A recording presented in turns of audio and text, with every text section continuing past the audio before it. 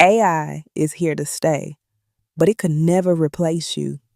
I want you to lean in and I want you to look at me. My face, my hair, my voice, this very room I sit in. All of this was created with human hands. Every word I speak has been written and approved by a real person. Sure, AI can mimic patterns and it's great at aggregating data and reasoning within rules, but it can't truly feel. It cannot discern value prioritization, ethical nuance, intent, or moral weight. And those are the exact things that make humans both valuable and irreplaceable. Some of you may or may not remember the widely criticized shift of live bands to DJs in the 70s and 80s, or CDs to streaming in the early 2000s, the internet and dot-com boom of the 90s. The shift from brick and mortar to online shopping that many said would never work. The advent of ride sharing versus taking a taxi because people swore they would never get in someone else's car. And even the rise of social media, that very thing you're watching me on right now.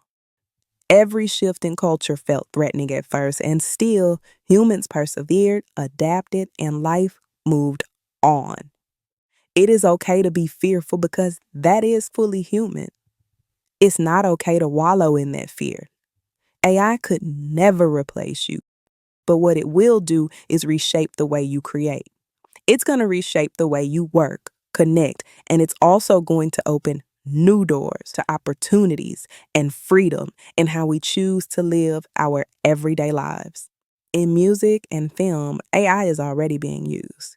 It's handling things like layering harmonies, simulating instruments, and mixing tracks. And in film, it handles those tedious tasks like editing and color correction. But it's the artists and the producers who handle the vision, the emotion, giving the cultural context, setting the direction of the story, telling the story, improvisation, and performance energy. Even writers are using AI to help with their research, to help with tone and refine rough drafts, but ultimately, the writer themselves decides on the message, how it's delivered, and the emotional heartbeat of their work. A visual artist can sketch one concept and use AI to create 50 plus generations of it. Yet and still, the designer is the one who chooses and refines what they want to see come to life. In medicine, doctors can use AI to scan X-rays and detect anomalies even faster, but it is them who diagnoses, treats, and consoles the patient as only a human can. AI can even draft contracts and review thousands of legal documents in hours, but the lawyer steps in to interpret nuance, ethics, and argue with empathy before a judge.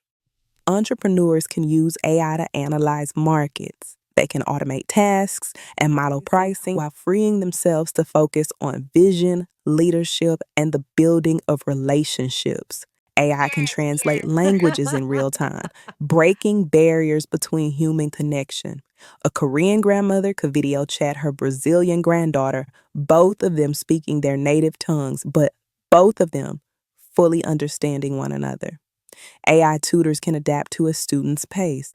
A child struggling with math gets extra practice while another can race ahead. And even in mental health, AI chatbots can provide comfort at midnight when no one else is awake. They don't replace therapists, they just bridge the gap until you're ready to sit in the room and connect on a human level. So the question should not be, will AI replace me? Because it can't. It's how will I use it to do more of what only I can do? How will you partner with it on mundane tasks so that you can free up your time to do more of what you love? How can you use AI to further the career you love or advance into something better or do something completely different? How can you use it to create a life that's not just easier, but more enjoyable? Honey, AI is not a replacement for you. It is a tool. Use it. And just like that, I'll stop right here because it's clear this topic deserves a full episode, which we're currently working on. In that full episode, I'll dive deeper into everything just discussed, plus how companies like Amazon, Microsoft, and OpenAI are pouring hundreds of billions of dollars into AI data centers and infrastructure, and how governments are already scrambling to regulate this shift. What that means for your everyday life, from schools to small businesses to healthcare, the ethical and the spiritual questions you may have, and where the opportunities are right now for people who are willing to move early and find a lane for themselves within this space. So stay tuned and make sure you're subscribed. This was too much fun making this the very first Truth Talk. Truth Talks will be a space for shorter, intimate, more one-off discussion topics about things that are important to this community. So if you have not already, please make sure you subscribe to the channel. That is the only way you'll know exactly when a new video drops. And please make sure to like and share this as well, because this is a topic that's been making huge waves lately, and I wouldn't want anyone to miss out on this one and the full episode to come. Until next time, I'm Kira. This is Let's Talk Kira, and I'll see you in the next episode.